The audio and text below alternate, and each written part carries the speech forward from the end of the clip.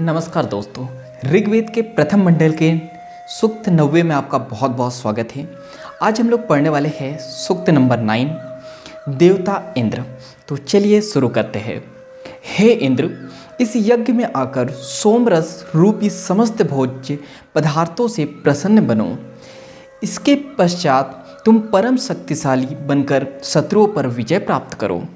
यानी यहाँ पे बताया जा रहा है, हे इंद्र, इस यज्ञ में आकर सोमरस रूपी समस्त भोज्य पदार्थों से प्रसन्न बनो। इसका मतलब यहाँ पे बताया गया है कि यज्ञ में आओ आप। यहाँ पे इंद्रदेव से बात की जा रही है कि हे इंद्रदेव, आप यज्ञ में आओ। और सोमरस, जैसा कि पहले बताया गया है, सोमरस यानी देवताओं का जो पीने योग्य पदार्थ होता है उसे सोमरस कहा जाता है।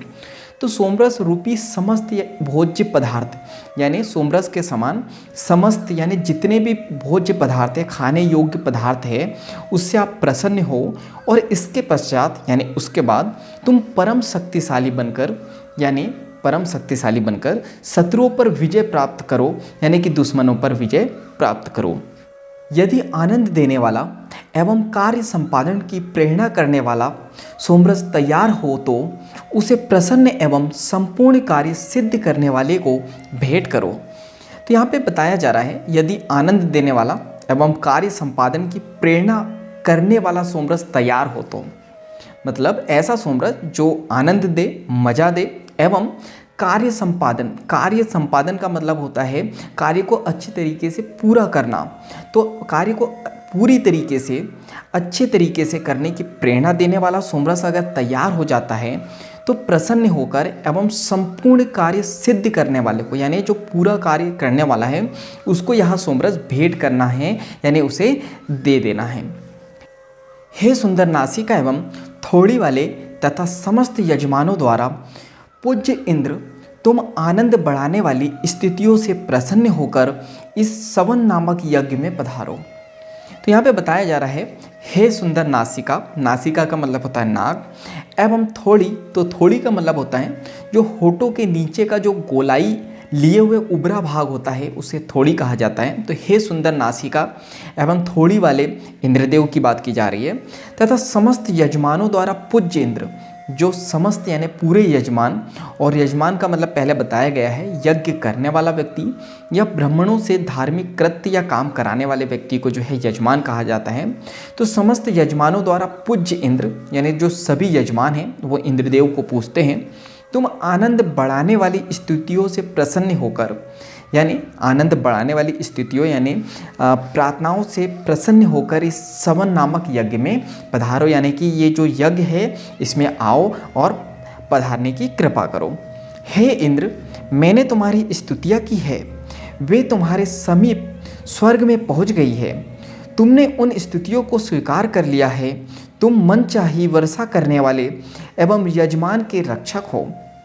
तो यहाँ पे बताया जा रहा है, हे इंद्र, मैंने तुम्हारी स्तुतियाँ की है, तुम्हारी प्रार्थना की है, मैं तुम्हारे समीप यानी तुम्हारे पास स्वर्ग में पहुँच गई है। यानी जो मैंने प्रार्थनाएं की थी, स्तुतियाँ की थी, वे तुम्हारे समीप जो है स्वर्ग में पहुँच गई है। तुमने उन स्थितियों को स्वीकार किया है, यानी तुमने मेरी जो प्रार्थना थी उसे स्वीकार कर लिया है। तुम मनचाही वर्षा करने वाले, यानी जैसा हम चाहते हैं वैसी वर्षा करने वाले, मन चाही वर्षा करने वाले एवं यजमान के रक्षक हो। यजमान यानी यज्ञ करने वाले व्यक्ति जो होते हैं उनकी रक्षा करते हो। हे इंद्र, श्रेष्ठ एवं विविध प्रकार का धन हमारे पास भेजो। हमारे भोग के लिए पर्याप्त एवं अधिक धन तुम्हारे ही पास है। हे इंद्र, श्रेष्ठ का मतलब होता है बेस्ट। तो हे इंद्र, श्रेष्ठ एवं विविध प्रकार का धन यानी अलग अलग प्रकार का धन हमारे पास भेजो, हमारे भोग के लिए पर्याप्त।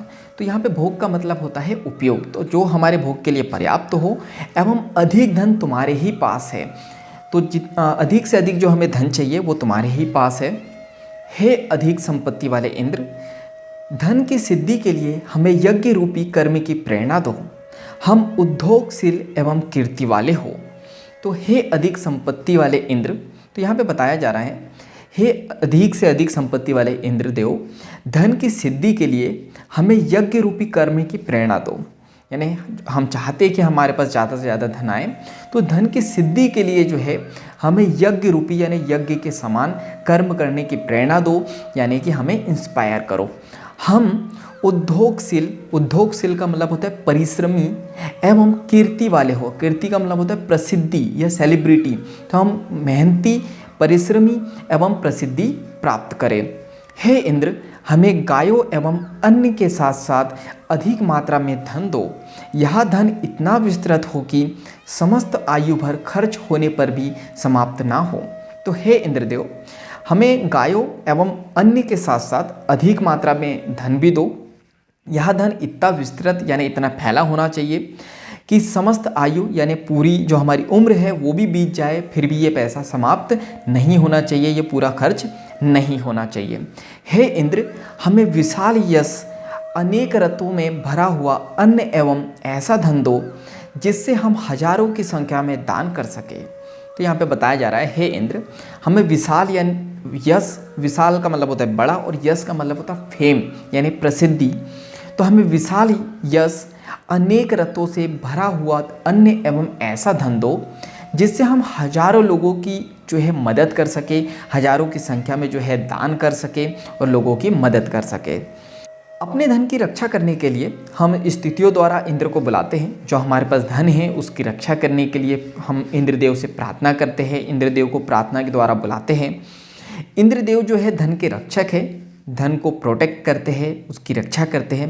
ऋचाओं से प्रेम करने वाले हैं, यानी जो ऋचाओं का मतलब होता है रचना, तो रचनाओं से प्रेम करने वाले एवं यज्ञ स्थान यानी जहाँ पे यज्ञ हो रहा है वहाँ पे गमन करते हैं, यानी कि वहाँ पे गति करते हैं, आते हैं वहाँ पे और वहाँ पे घूमते हैं।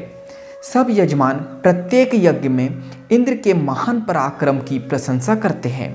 इंद्र यज्ञ में सदा निवास करने वाले एवं शक्ति संपन्न हैं। तो सब यजमान, यजमान का मतलब होता है यज्ञ करने वाला व्यक्ति, तो सब यजमान प्रत्येक यज्ञ में यानी हर एक यज्ञ में इंद्र के महान पराक्रम, पराक्रम का मतलब होता है बल, तो इंद्र के जो बल है, इंद्र का जो बल है, महान पराक्रम है, उसकी प्रशंसा करते हैं, उसकी तारीफ करते हैं। और इंद्रदेव जो है यज्ञ में सदा निवास करने वाले हैं एवं शक्ति संपन्न है, यानी शक्तियों से जो है संपन्न है। तो यहाँ पे 9वां सूक्त यहाँ पे समाप्त होता है। तो आज के लिए इतना ही, धन्यवाद।